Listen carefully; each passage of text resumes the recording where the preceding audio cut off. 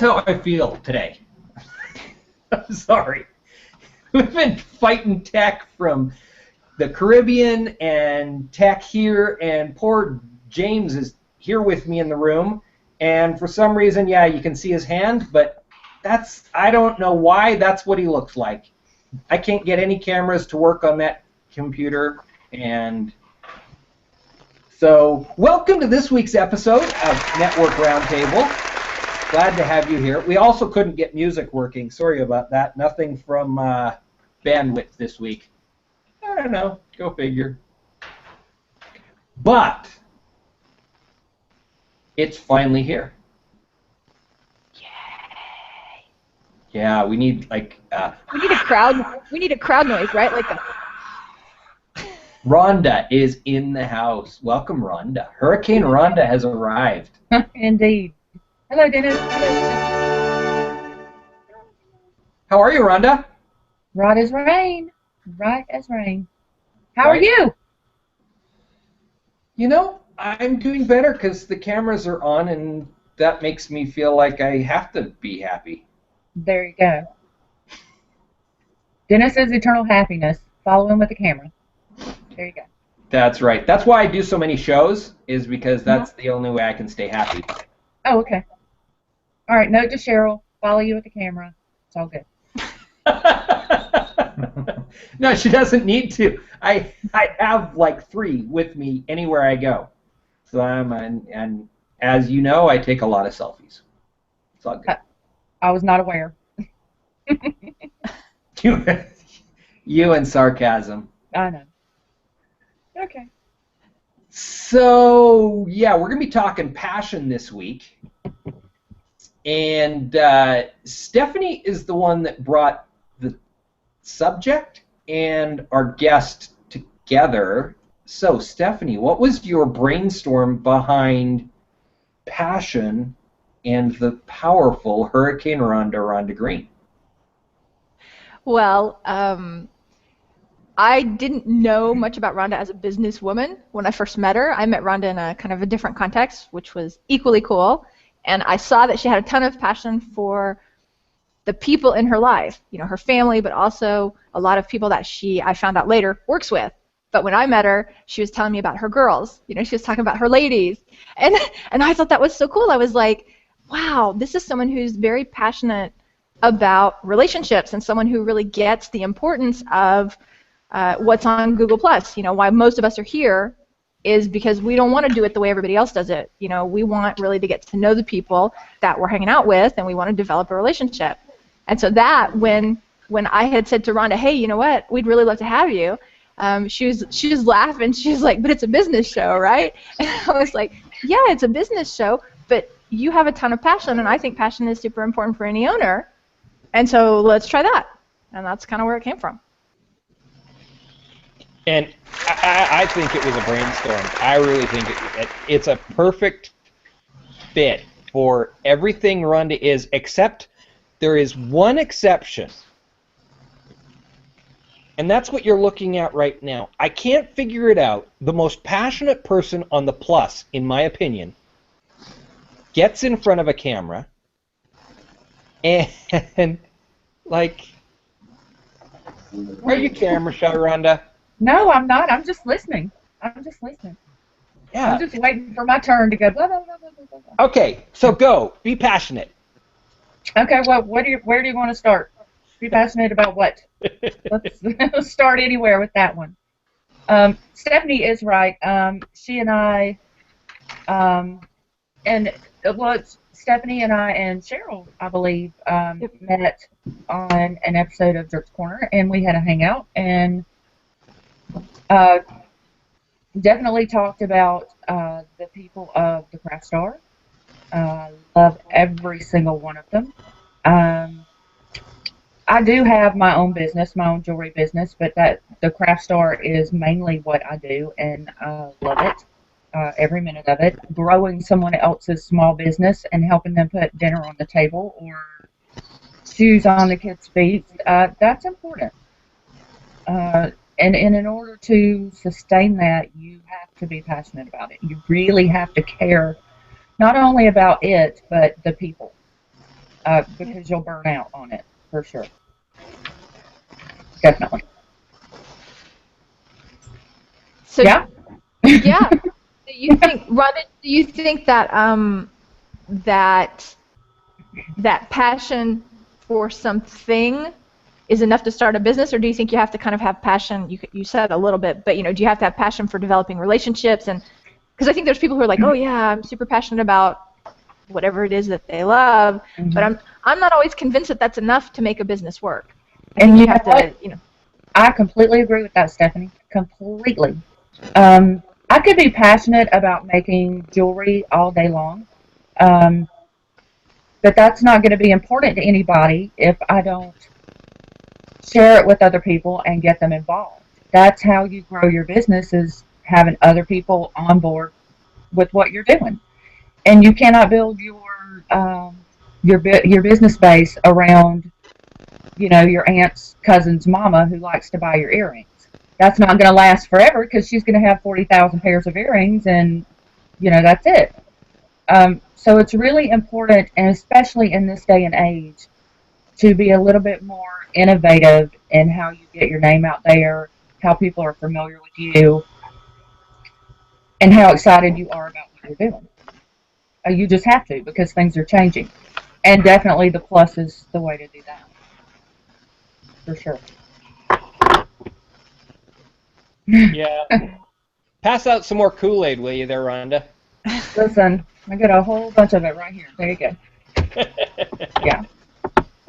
I could not imagine making the connections that I've made on Google Plus anywhere else. Not Facebook, not Twitter, there's nowhere else that you can connect to people in such a realistic way and get to know them anywhere else. Hey, not even real life. I mean, seriously. Well, I don't know, Dennis. I kind of talk to everybody, so, I'm talking to the people at the gas station, in the grocery store, wherever I am, I don't care. I'm talking to them, so, but it's very similar, for sure. What did Jimmy say? I couldn't hear him. It's Rhonda, it's James. I said, you say at the gas station while you're filling your tank, can I show you some earrings? Yeah, that's what I do. No, actually, for instance, I don't know if you saw it or not, but I did a post this morning. There was a 1921 Ford A model parked at the pump right next to me. And I was dying to take a picture of it, but I didn't want to be sneaky about it. So I just walked around and I was like, hey, man, can I take a picture of your car? And it was a good conversation. Even though he was a low talker, I couldn't hear half of what he was saying. But it was fun. You just talk to people the same way you do it on the Plus. Just talk to people. And not all of them will be interested in you and what you have to say or what you're selling. But, yeah, that's just how it works. So, there we go. You have to be passionate about people for anything else to work. I think. That's just my opinion. And it works great for you. That's the most important part. I mean, I think that was one of the things as soon as I met you, I was like, oh my God, you're an amazing person. Obviously, you know how I feel about you. But it's also this whole, like, you're genuinely interested in and genuinely care about these people that you're interacting with. Like, when you asked the guy if you could take a picture of his truck, you wanted to hear his story. You wanted to hear why did he have a truck? Why did he want to keep it? Where was he going? And unfortunately that's rare. But I think that's one of the things that still really helps you make a strong connection with somebody, is you find somebody who's looking at you and saying, tell me about yourself. I'm interested in you. What have you got to say? What are you working on? So that's I love it. People don't always want to hear about you. People don't have enough people in their lives that they can talk to about themselves, whether it's to get something off their chest or get a hug or a smile or any kind of connection. People are looking for that, and that's applicable everywhere across the planet. No matter where you are, people are looking for that, and it doesn't cost you anything to give that to somebody. And if you use that practice in your business, if you make your customers feel loved and that you're interested in them, that's going to reward you many, many times over in many different ways. For instance, I have 2 sets of customers with the Craft Star. I have the sellers and then their customers. So, you treat those differently yet the same. Our sellers, I know a lot of them by name. I know about their children. I know what they do, how they do it, all that. And that makes me feel good to connect with them. So my payoff is those little tidbits of information about them, and it pays off in a business relationship in the end. It's worth your time to invest in people, period. It just is. And then later on, that will translate into your financials of that when people trust you. So, I think it's worth doing, getting to know people. Just my opinion. I wouldn't think of it. I'm sticking to it. I wouldn't think of it any other way. If I were at that gas station, I would walk up to that guy and start talking all about how he fixed it up. Did he repair it? How'd you do it? How's he running? And yeah, I'd get to know him, but I wouldn't think twice about it because. Well, okay, let me just point out, Gina actually has a degree in auto mechanics. Oh, you'd love it, Gina.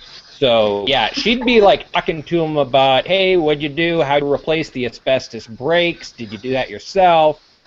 Yeah, she'd be. Yeah. That's awesome. But, okay, that's just one example. But I actually never really even thought about not going up and talking to somebody about something. I mean, this is not a New York subway. I just, oh, hello. That's an extremely beautiful shirt. Or, hi, to some kid, and the kid will start talking to you, and now you're talking with the mom, and I don't think twice about it. So, different perspectives, I guess. I wouldn't have even thought not to. Exactly, Gina. Exactly. And the wonderful thing about that on the personal level is you really, really, no matter what kind of face someone's showing you, their smile, their, whatever, that person maybe could just really, this could be the day that they just really, really needed a smile or a hug. They could be having the worst day ever. And if you can offer that to somebody, I mean, that just doesn't even have anything to do with business. If you can offer that to somebody and do it with caring, someday you're going to know the reward of that. And I think that's important. I really do. I really do too. All right. I like Rhonda. Yeah. Oh, I like you right back, Gina. we got a girl-mance going on. Dennis, you and Jimmy can go now. No, I'm just... Hey now, wait a minute. Somewhere else. Mm-hmm. Yeah. Take your brother out somewhere else. No, can we talk to Jimmy? Why is Jimmy still hiding? Yeah, because we can't get his computer, but he can talk. I'm here. I feel out yeah, of but the loop it's really weird. It's weird talking to his picture. Huh? Yeah. I don't know why his camera's not working, and because of the way I have equipment set up, there's really no way to get him. I mean, I guess I could move to the left, but I'm going to have a hard time controlling the show. Isn't that a song? Come the left, snuggle. the We'll have a bromance on screen instead of off. Yeah. Oh, there we go. That'll be nice. Hey, look, everybody. There's Jimmy. Yay! There he is. Hey, Jimmy. Okay, that's a little too cute. Okay, save it for later. Reel it in a little bit. So Jimmy, I've got a question for you. Do you find that your clients do better if they're passionate or if they're really, they're really excited about what it is you're asking them to do? Do you think that has, some kind of impact on their success? Or is it not really related? Was that to me? Yeah, that was for you. Yeah. You're the only Jimmy around here. I didn't hear, sorry. I missed the beginning of that. So, yeah, of course. I mean, I can tell when a client is winding down and when they're not going to renew their membership with me, so to speak. Yeah.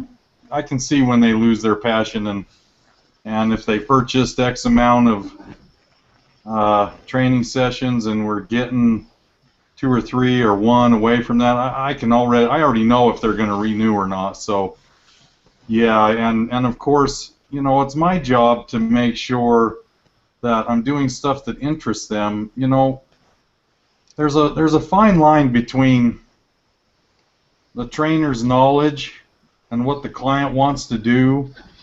And you can't, I think a lot of trainers, especially at the gyms, are so focused on what the client should be doing, quote, that they lose track of what the client wants to do. And you have to be able to mesh that, or your client's going to lose interest right away. So when I see the passion going away, I will go back through all my notes, including the introductory questionnaire, all the way back, and see what I can do to refocus and re-energize that client. So so that A, I don't lose them, of course, and B, there's a reason why they're losing their passion, and at least half of that is on me to keep them involved and keep their attitude high about it. Did I answer your question? It does. It does. And so now that lets me segue into motivation. So how do you motivate them?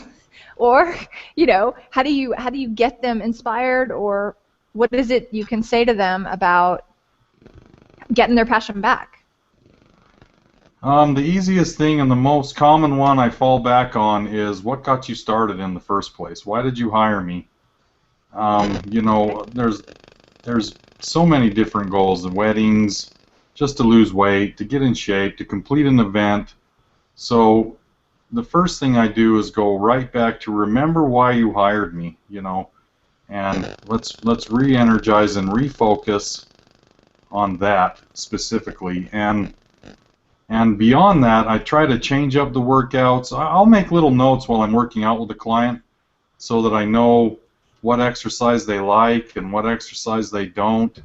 And I'll really try to refocus on doing stuff they like to re-energize them. But oftentimes, just going right back to why they hired me in the first place really works. And especially if that's an event like a wedding, or they're trying to complete a marathon on a certain day, it's pretty easy to refocus on that. If they're just trying to lose weight or get in shape, there's not quite that goal there, but it still works, and oftentimes we'll just make sure that they're doing what they want to do, something that works for them towards their goal, but also that they want to do.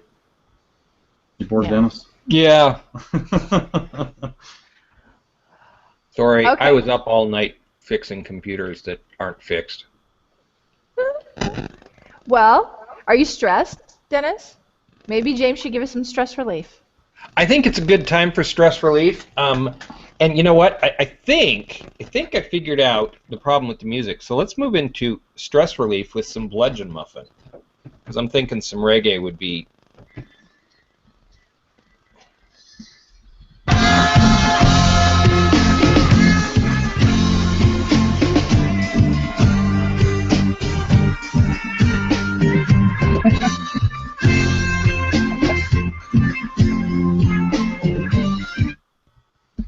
All right. Take it away. Okay. De-stress us. De-stress you. Today's lesson on stress relief is one that we hear quite a bit, probably, but I'm just going to focus on it a little bit, and that is learn from your mistakes. And you may say, Top Jimmy, how does that pertain to stress relief? Well, there's two ways, really. Number one is right from the get-go, small business, you have to understand you're going to make mistakes. We've touched on this a little bit before, but you have to understand you're going to make mistakes. And if you'll accept that right from the get-go, then the mistakes will flow easier. You won't be so upset about them. You'll be able to deal with them. They could be a life-changing mistake. They could be a trivial mistake. But they're going to happen, and just accept that so that it's easier on you when they come. And the second part of learn from your mistakes being stress relief is Can you imagine experiencing the same thing over and over again, something that doesn't work? I mean, success over and over again is awesome, but failure over and over again over the same task or same instance would just blow your mind. You'd be sitting there saying, well, this is happening again, this is happening again. And that's just going to build each time. So you have to be able to learn from that. A, why did this happen? B, what can I do to change it in the future? Jimmy, don't you think that people have a hard time, especially when they're starting a new business, and differentiating between I made a mistake and I'm a failure? I find a lot of times that people mistake the two. You know, one, you need to just learn from it and move on and keep on going. And the other one, well, I mean, everybody knows what failure is.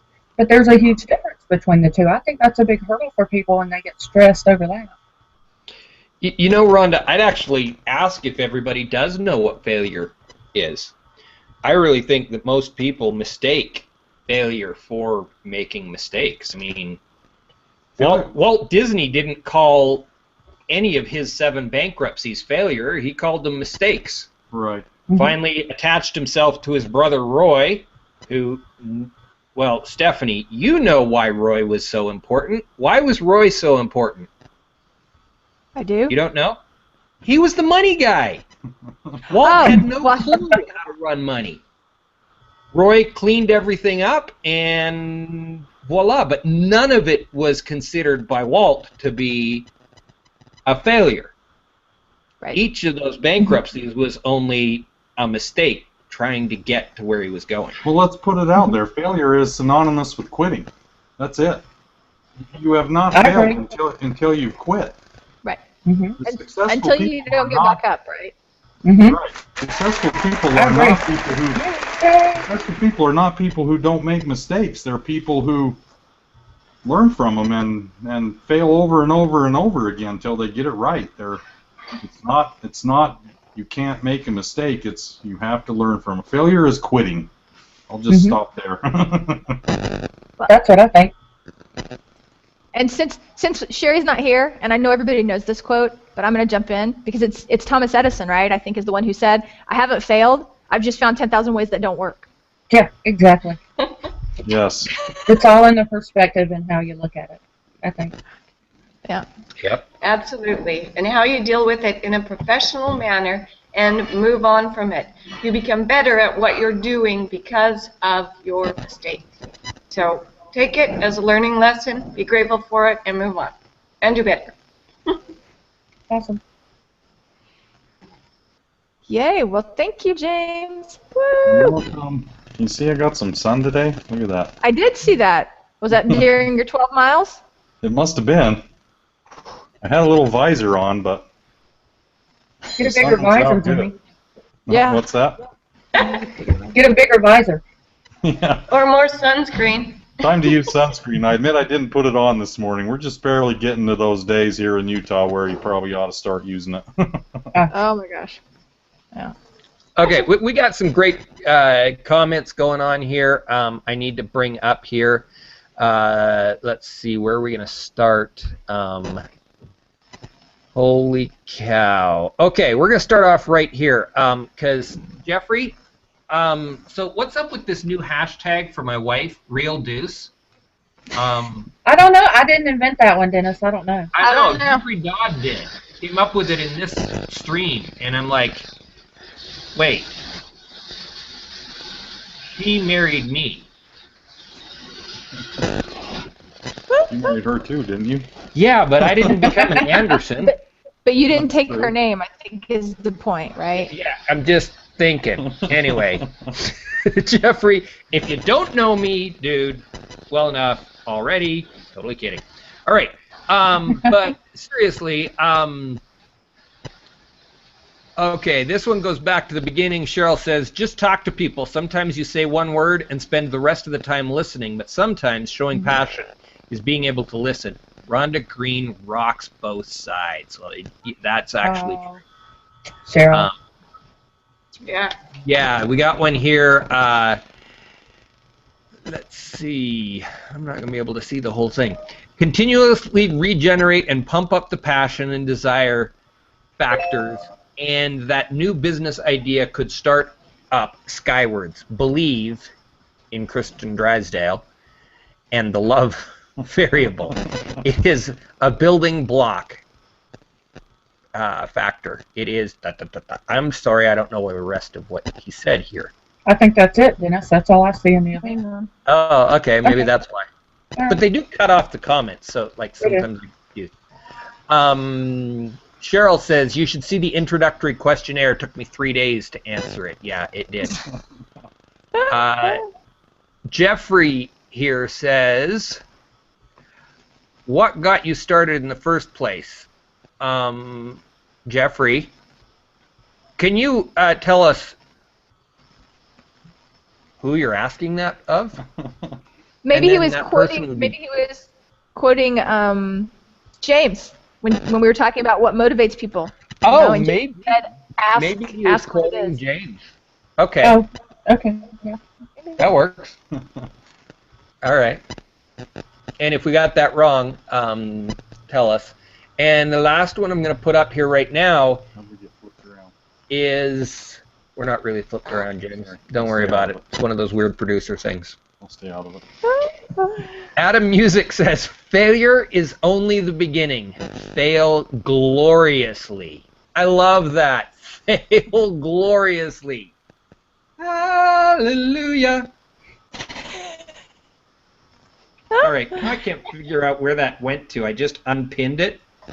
And so we're going to look at Stephanie while I try and figure out where the heck that comment went. So I can, there we go. Yeah. That's crazy. So I guess I didn't think we were going to talk about failure quite so much, but I guess it is an important part of passion, right? Because sometimes the passion that you had, like James said, when you go back to why did you start, that's how you can reconnect with that passion and get past the things that didn't go your way. Or I don't know. What do you guys think? I think the perception of failure is a big one in diminishing your passion. If you think that what you're doing and what you care about and what's so important to you is not working because of failure, you're not going to be able to sustain it over a long period of time. You're just not. Which is why it's important to differentiate between the two. A mistake is a mistake. Yeah, I have to agree. And if you accept that it's failure and not just learning from your mistakes, you're going to lose your passion. Once you lose your passion, you might as well close the doors. That's it. You need your passion to keep your business going.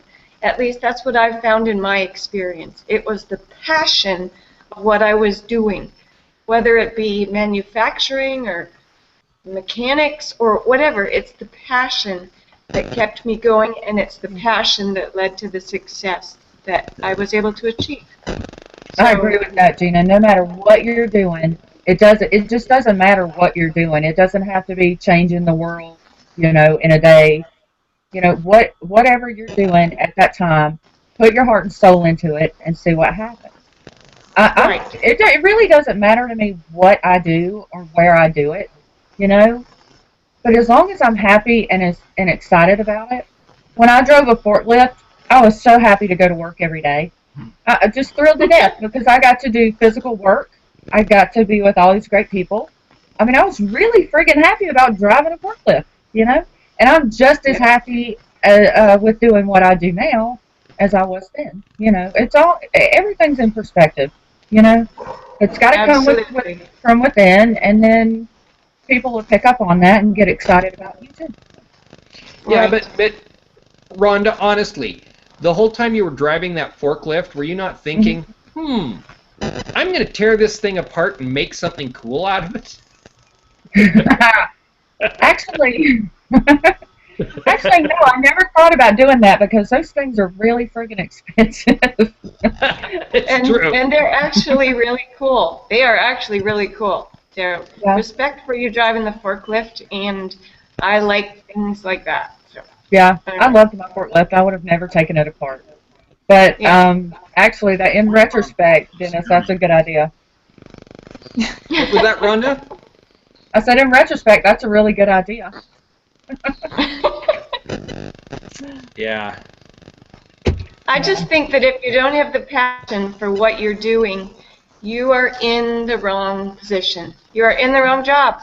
If you don't have a passion for it yourself, you're not going to be able to convey that passion to your customers, and you're not going to be able to convey it to your employees, or if you're working for somebody, to your boss. So anyways, or coworkers. So if you don't have the passion, then you need to be doing something different, because the passion has to go with it, day to day, every day at work. Yes. I agree. Yep. Okay, I want to bring up some more quotes again, because comments. They keep coming in really great. Zara says, Top Jimmy CPT, love how you do sound bites. Failure is quitting. Even better than bread is cake. Yeah. You're going to have to go back and see one of the old episodes of Fast Food for Thought if you want to see that. Yeah, you don't want to get me started on bread as cake. I'll use it all the time here. Yeah. And Kevin, I love this one from Kevin, and so is everybody in the audience. Kevin Burns says, you have to stomach a lot of quote-unquote failure to be successful in any significant venture. Passion is the fuel that gets you through the fog. Oh, that's Love good, it. Kevin. Hey, Kevin. Very good, Kevin. Great.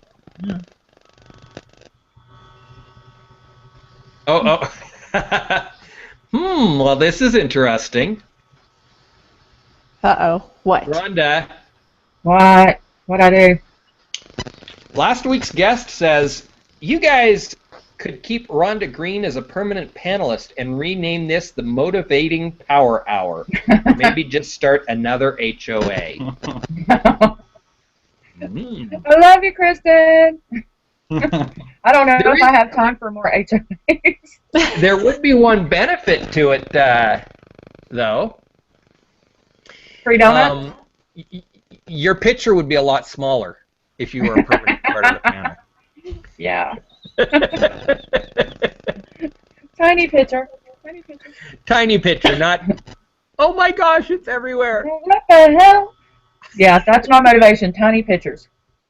Thank you, Kristen. That's sweet, honey. Thank you.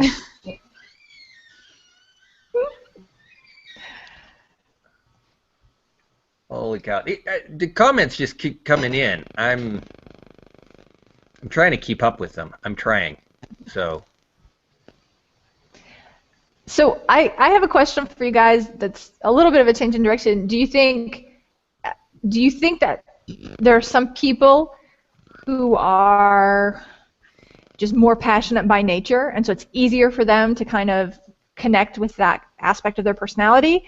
Or do you think that it's kind of the nature of the idea, and once you have that brilliant idea, you'll get that passion and you'll just be super passionate about it too? You know, I'm thinking for people who are thinking about starting a business and they're saying to themselves, this thing I'm thinking about doing, I don't really feel that passionate about it. Does that mean it's not right for me?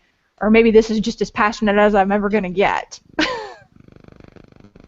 You know what I mean? I don't think you could put a limit on it, really. I do think that there are people who are just naturally a force when it comes to being passionate about what they do. I think some people do have that, and those who don't, maybe they haven't quite found their way yet. Maybe they don't know what it is that they want to, need to, their purpose, you know, and they need people who are naturally fired up about things to be around them, to give them that leg up, that boost, that hold out that hand and bring them along for the ride. You know, that's just what I think.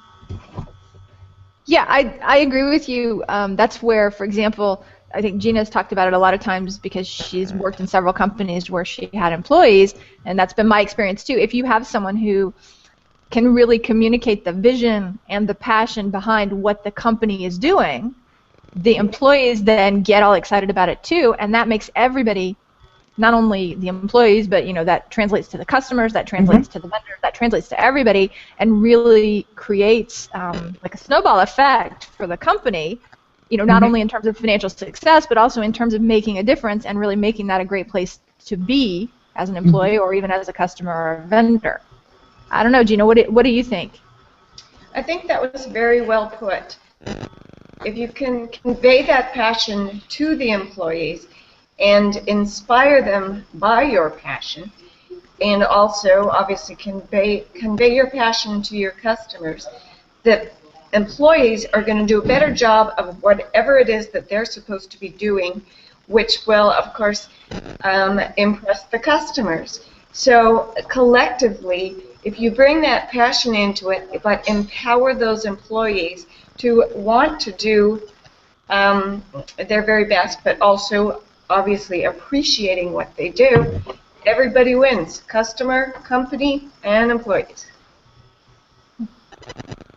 I just love you, Gina. Just keep talking. Good Lord. Keep talking.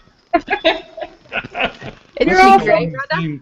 Yes. Same lines here. A lot of people mistake the fact that you can work in the field that you're passionate about. I think a lot of people feel like if they're enjoying it so much, it's not their job. Or I'm kind of not explaining this the way I'm thinking, but a lot of people, if you love something so much, they kind of get sidetracked and think work needs to be work, and it should feel like work. But Jimmy, don't you remember that old saying? Right. They don't pursue if you love it. what you do, you never work a day in your life. Right. Right. That's what I'm looking for. Thank you, Rhonda. Yeah. And some people stay away from that. It's almost like they're scared of succeeding, or they don't feel like they don't think they deserve success. Yeah, and that it's not work. I need a job that feels like work, or I'm not working. That's not true. You can.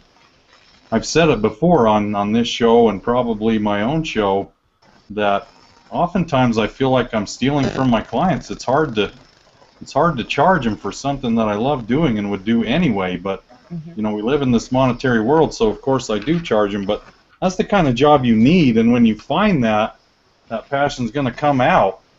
If you're not in that job, then you may be looking for a change. We're talking about people, whether they have passion or don't have passion. I tend to think that it's there in them, and you've got to find the right fit for you so it comes out. Yeah, I agree. Could that also be something that we talk about a lot on social media, which people talk about, finding your people or finding your community? Because what I'm hearing from everybody, and it's kind of my own personal feeling too, is that if you're passionate about helping people, you don't have to be so specific about exactly how you help people, right? So, like Rhonda, you talked about there were different jobs that you had where you really enjoyed your job because it was somewhere that you could interact and be part of a team and help people, whether it was your coworkers you were helping or the clients you were helping, whatever. And so I think that if you can find a way to see how you're helping, maybe that helps you reconnect with your passion too, right? And say, okay, no, I don't really love bookkeeping, for example. I don't like bookkeeping, but I need to do it. I need to do it so I can make sure that my clients got everything they needed. If you can change your perspective, maybe that would help too for the parts that you don't like so much. Good point. Very good point. That is a good point. Thank you. Someone else's turn. I can't do better than that. Go ahead. Go, Dennis. Your turn. Okay, I'm gonna pull up some more quotes here, or comments. I don't know why I keep calling them quotes today. What's up with that? Cheryl says, and what's interesting to me so often, I'm gonna unshare this for a second. What's interesting to me so often, and I see this all the time because I'm the one producing the shows, I'm always flashing these comments up, and you see the comments, they're really good, they pertain to an earlier conversation, and yet they take 90 seconds to a minute to come in, and by then they usually don't fit in, and so I pin them, and later, voila, they fit in again. And that's what just happened right here.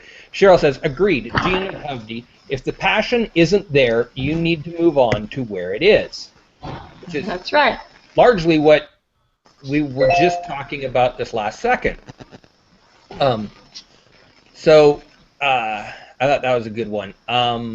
Jeffrey Dodd. Now, Jeffrey, this is the reason why I have so many women on this panel.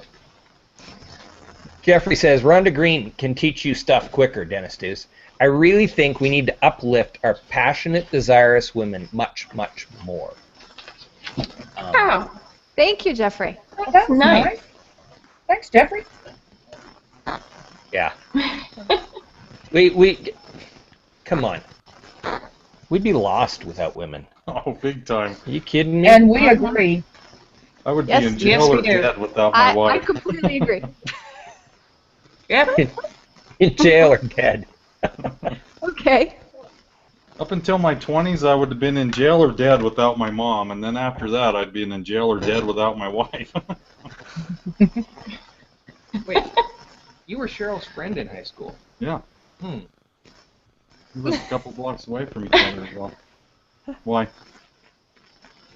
I'm a man. Uh-oh. I'm not catching on quick enough. Up until your 20s. I'm just wondering what I... No, I'm just kidding.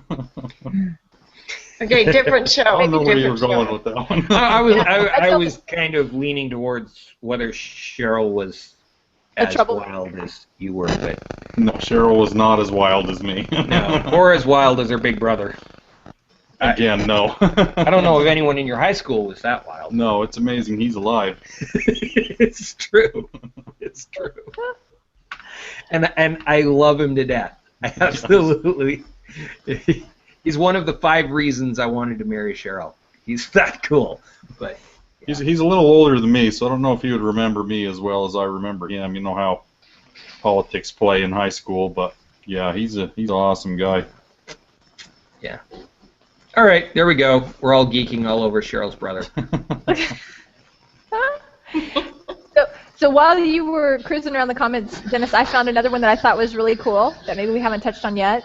It Okay. was Kevin Burns, and he says, you have to be sure to match your passion to reality, too, to build and maintain credibility. Already had it pinned. Look at that. Look at you. Great minds think alike. So what do you guys think about this? Do you think that at a certain point you might have to, I don't want to say scale back, but, kind of bring yourself back to earth, even though you really love this idea that you've got, and say, hey, how can I make this work? Yes. Yes. I have a very strong opinion on that, Stephanie. Definitely. If you're the guitar player in the neighborhood band and you're not making millions 10 years later, then it's time to hang that shit up and do something else, okay? And apply that to anything really. If you're working on something and it's not monetarily paying off at some point, even though that shouldn't be your goal with any business, is the money, because the money should come. Right. But if what you're doing is not coming into fruition, then put it to the side, make it a hobby, let it sit until maybe it's a better time for that, and get your ass doing something else. Honestly, that's my opinion on that. If I were not making any money with jewelry, then it would get packed up and put to the side until I had better time to invest in it or revamp what I'm doing, my social media, blah, blah, blah, blah, because you still have realistic goals, you still have to eat, you still have to feed the kids, you still gas in the car, all of those things. So I think that was a very good comment. I don't remember who said it, but good job, dude. Kevin. It was Kevin Burns. You rock, Kevin Burns. Thank you. Yeah. A And couple that- points and on that- that, though. Oh, go ahead, James. Don't give up too soon, either. Mm-hmm. Sure enough. Sometimes you got to stretch that out, and we all know it. It also takes a little bit of sacrifice. You may have to push through some months where you feel like you're not bringing in enough money, but the light might still be out there. There's a line. Rhonda's correct for sure, but don't Don't accept that too soon, is what I'm trying to say. And I agree with you on that, Jimmy. I do. Do you think that that's something, me, you know, you guys know me, I'm a planner, so I like to try to set goals and targets and stuff like that. Do you think that's something that could be helpful? Is like you say to yourself, for example, what I encourage people to do is to sit down and say, I'm willing to invest either X amount of my money and or X amount of my time to see if this thing's going to work. But then you need to have that. Okay, this was how long I was going to spend on it, or this is how much money I was going to spend on it, and should I keep working on it, or is it time to step back, like you said, Rhonda, and let it be a hobby and try something else? Yeah. Have you guys had success? Don't you think that should be a vital? Don't you think that should be? Oh dear, somebody's throwing stuff. Worry down. I'm sorry, it's me. Oh, okay. It's always me. Don't you think that should be a part of your business plan, Stephanie? Yeah, I do. I do. But I'm amazed at how many people, even people who've had significant success and who have done this before, and you talk to them and you say, okay, so what was your initial investment? You know, how much were you willing to put up at the beginning?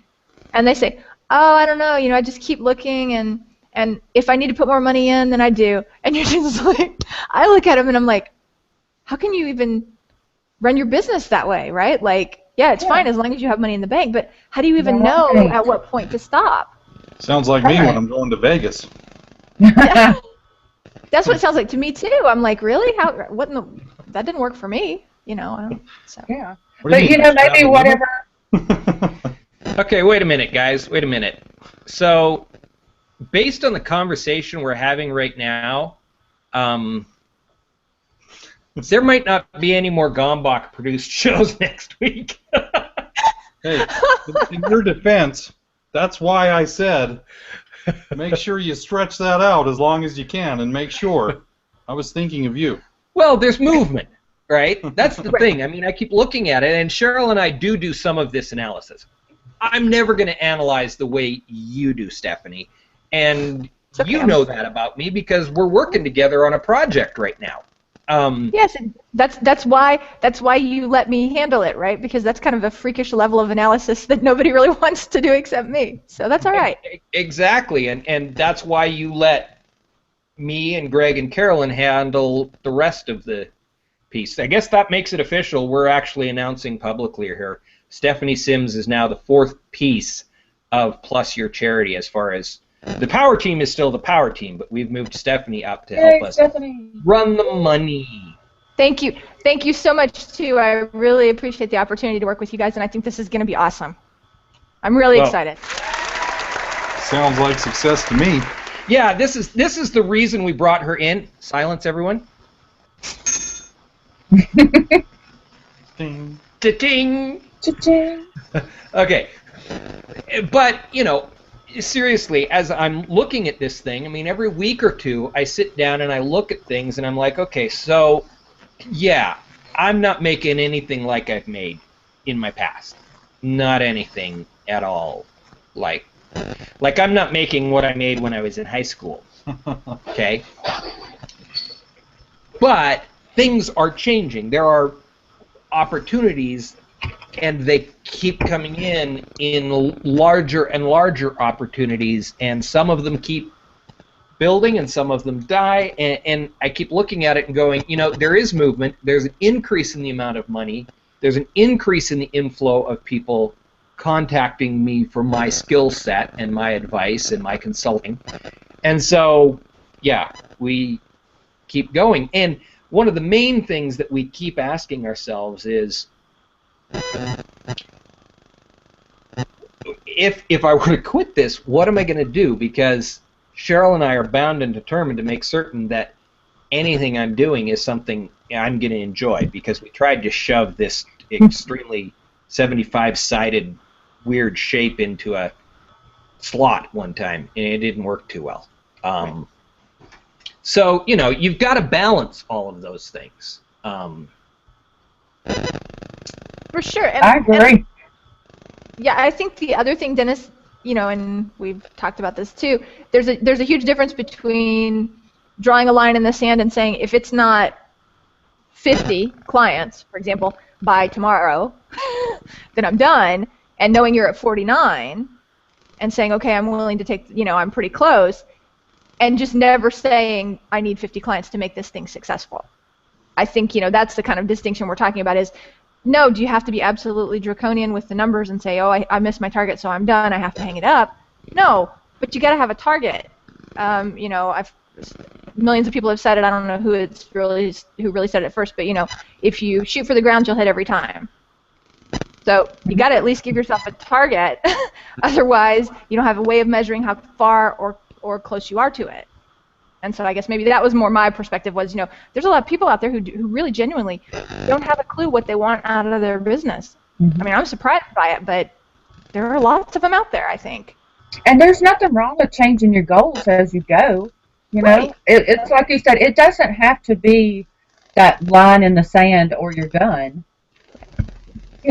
Maybe, times have changed, maybe the economy's changed, or what's trendy has changed, or it could be any number of things. So it's okay to adjust your goals as you go, but again, there eventually will be that line in the sand somewhere, Right. for everybody. You just have to decide what to do. I think that's a very important point that you made, is that with your businesses, whatever various businesses you might be running at the time, you need to adjust your goals and change with your goals and grow with your business, because it will change. You had this great idea to start out with. Well, turns out the market's over here, and you were thinking of there. So change it. Just go with it. Watch it. Stay on top of everything, of course, including the bookkeeping, obviously. But I knew you'd like that. But anyways, yeah, stay on top of it, because what you started out to do might need to change, and it most often will be for the better. So feel free to make those changes and do what's necessary to make your business a glowing success. Actually, it's really funny as we're talking about this, because obviously I'm a data person, so I try to translate everything back into data, right? But in fact, if what you do is you set your target, and then you look at the things that happen, these things that don't go the way that you were hoping they would, you don't look at that, like we said, as failure. You don't look at that even as a mistake. You say to yourself, that's data. That's just data. It's information that's going to help me get on the right track. So then you kind of take yourself out of the equation, and it's not like, oh my gosh, I'm so stupid, I can't believe I did that. Then you just say, I have another piece of data here. What is this data telling me? And maybe it's telling you that that's not the right client, like Gina said, or that you picked the wrong vendor because it's way too expensive. But at least if you know the direction you're trying to go, that data has some meaning when you get it. Whereas if all you say is, I want to be a millionaire, it's awful hard. Yeah. It's awful hard to know what to do when you get bad feedback, because you don't know how to integrate that feedback into your goal. I should change my goals then, or? Yeah. And I said that as a joke, because I don't, like, if somebody's starting a business because they want to be a millionaire, to me that's a little crazy, right? You'd be better off to play the lottery. And I love how you put that, Stephanie. If you can't integrate what you're doing into your goal, then something's wrong. Either what you're doing is wrong or your goal's wrong one. Definitely. And money should never be the goal. No. Ever. You put that so beautifully, so high five on that one, girl. High five. And, Thank you. there you go. Right back at you. Everybody. If money's the goal, you're never going to be happy. Never. If money's the goal, you will never be happy. No. Well, because you can never have enough. There's always more. Right. Right? That's the problem. You can never win that game. Right. That's right. You were going to say something, Dennis? No, you guys covered it. Oh. You were awesome. Okay, back to comments. Kevin Burns, fear of success, a common human characteristic. That one's from a while ago. I absolutely loved it, but I couldn't find a good place to put it in, so there it is. All right, Donald. Donald Brandt says, "You think someone will pay me to dance around and act foolish?" Well, yeah. We'll read the other comments first, and we'll come back to this in a second. James says, "Donald Brandt, stripper." Cheryl says, "Donald Brandt, show us what you got, and we will let you know." LOL. Okay, let me just go with this here.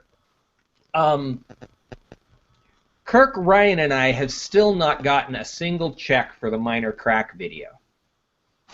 It's priceless, that's why. It's priceless.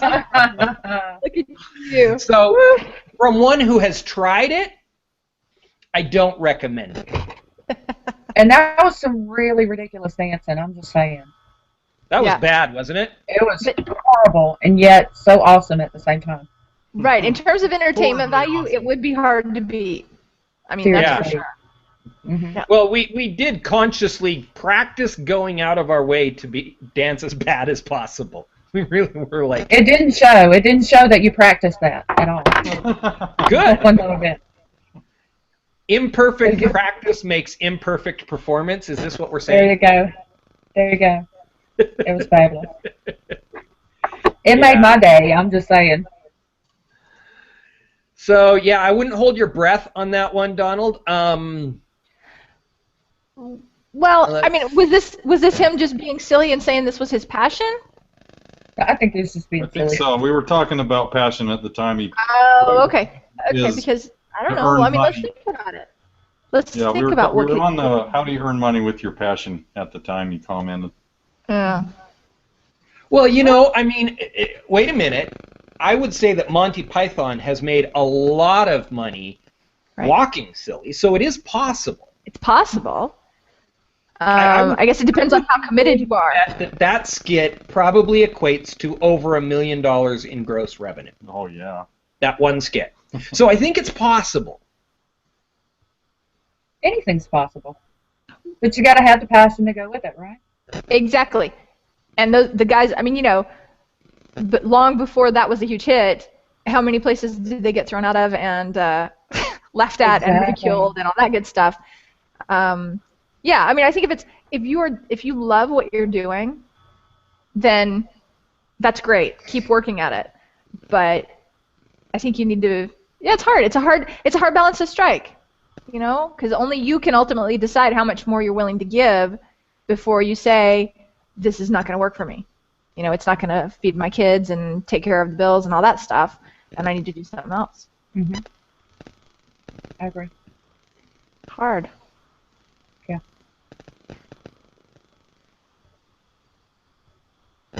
And there we go. Yay. Oh no. I know, but I think it's getting dangerous. It could be. Yeah. There's some $10 holler going on. $10 holler. Did you figure out where the $10 holler come from? Did you figure that out? Where it came from? Cheryl told me last night, and I don't remember. Very good. Okay. Has something to do with Lance Fields. That's all. From the Craig Ferguson video. Yeah. Okay. Just checking. Okay. Oh yeah, your Craig Ferguson video. Yeah. There you go. Let You me do give it for my- $10. $10 holler. Start dancing. You gonna dance, Jimmy? He's gonna post out the link for his PayPal. Yeah. And then dance for us. Well, and you know what? It's funny that we're talking about this because if you think about it, like I was just thinking about, you know, we always dance, right? Like when the music comes on and we dance. And so I was thinking about Donald, and I'm like, it doesn't have to be the only, like your business doesn't have to be dance around and act silly, but if that's part of your personality, that can certainly become part of your brand and something that sets you apart so that people identify with you more easily. So then you can take that passion and integrate it into whatever else you're doing so that you're still able to dance around and act silly, but you're not necessarily making money off the dancing. You see what I mean? Mm-hmm. That's another way to look at a passionate, that something that, you know, was one of those quote hobbies that you put aside is to say, well, how can I bring this in to the way I present myself, and, you know, does it make me more personable or more credible with my clients, vendors, employees, etc. And if it does, then yeah, by all means use it. You know, it's great to It's like me, I love to talk. That's why I do this.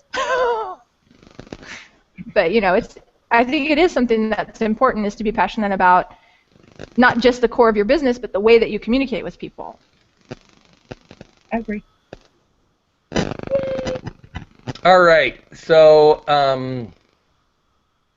let's see. A couple more comments really quickly. Kristen Drysdale, yeah, great to have you with us on the PYC Power Team, rocking the world. Kevin Burns quoted James, hashtag money is your goal, you will never be happy. Thank you, Kevin, by the way, for camel capping or case capping that. Makes it a lot easier to read. Rhonda.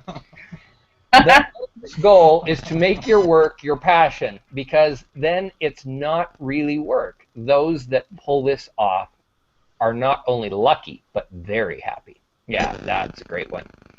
And Adam, isn't a 75-sided object a septapenta bork boy?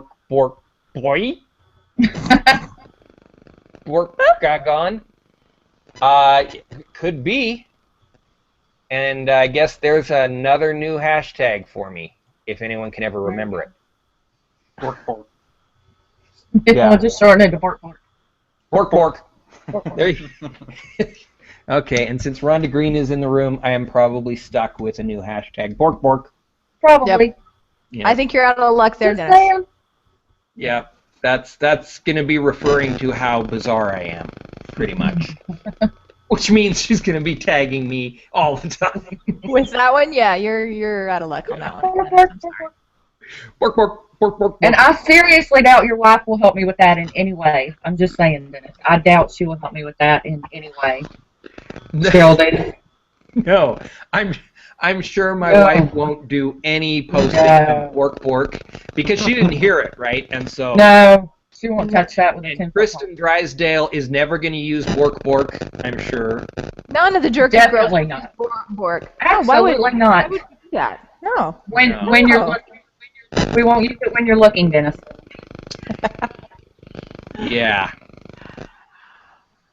Thank you. I appreciate that, Rhonda. You're welcome.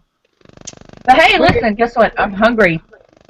Yeah. Time for dinner at Rhonda's house. Time for dinner, Yeah. and so it's time for. A not Top Jimmy dinner approved dinner. No, we need not some real dinner tonight. Yeah, I did hear. I did hear. It sounds good. Not salad. Not rabbit food. You can have chicken, you can have turkey, you can even have steak. I'm not having any of that, Jimmy. What do you have I down did here in the yesterday, but- Caribbean? Not today. Oh, What do we Jimmy have eats down like here? you want people to eat. Yes, you would be very happy with our Oh, are we diet. going out with our glasses? Decidedly. Check out Gina. We're going out with our glasses on. Here we go. Oh. Rock that out, Gina. Those I don't are have actually my her sunglasses. reading glasses. I don't have my I sunglasses asked her one time, I'm like, why do you wear those all the time? She's like, because it's so bright down here, these are actually my reading glasses. Oh, cool. Way to rub it have to in. be, Yeah.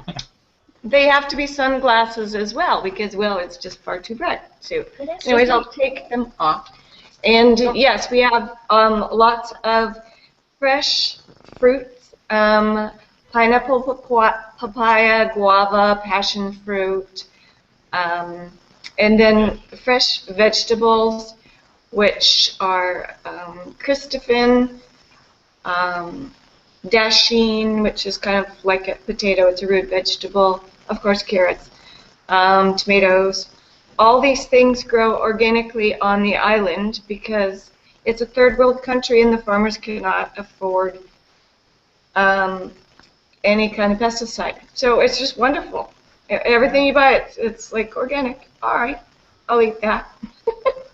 And it's, Wow. and like you said, it's wonderful, right? You It never is feel wonderful. starved. You never feel starved or deprived. It's probably Yeah. absolutely awesome. Are you guys listening? Yes. Did you say something, Jimmy? James wants me to say this. And here's Okay. my answer to that. Oh, hey. Here's Cut my tip, answer Dennis. to that. Look, there's lemon One in there. more thing we get is, of course, fresh jelly water, they call it, which is just the young coconut juice. And then every day there's fresh fish variety, and the guy walks by with a conch shell and blows his horn, and you walk out and you get fresh fish that just got caught. So, yeah, it's pretty healthy. But don't try and eat cheese down there. I'm so jealous of Gina. Jeez. Yeah, but forget cheese. There's probably work for a trainer down there, right? Well, there would certainly be work for, I've thought about this, someone could come down and do like a health spa down here. You know, just, you can't help but eat healthy because that's all you get. So, and then if they had a trainer to work them out, well, there you go. Just a thought, Jimmy. What is there? Is there maybe a dive shop down there that could use a trainer that could warm your clients up before diving? I don't know, just wondering. Well, yes. there is a dive shop. They actually do them ahead of time. So, but you know, you were actually really thinking about that. I've thought of it as a very good business because people come down here. Monks come down here. They'll stay a month and just only consume jelly water, and that's it. And do their meditation. It's just. I mean, when I do my workouts, Jimmy, okay, this is really going to make you jealous, but my workouts are on the beach. I got weights down there. I do Tai Chi. I do karate. I do Tai Chi combat. And then after I'm all sweaty, I jump in the sea. So, yeah. Unbelievable lifestyle. Yeah. That's why next week, hopefully, you'll see her new overlay that matches the rest. And I gave Gina a new hashtag, Dominican Dream. Oh, very nice. Well, that's very sweet. Thank you. Dominican Dream. That'll and mine. I'll change mine to Bork next week. All right. So here we go. We are going to close out with the song "Lyrical Not Dread" by Bludgeon Muffin. Again, band from a few months ago. Okay, are we going out with glasses?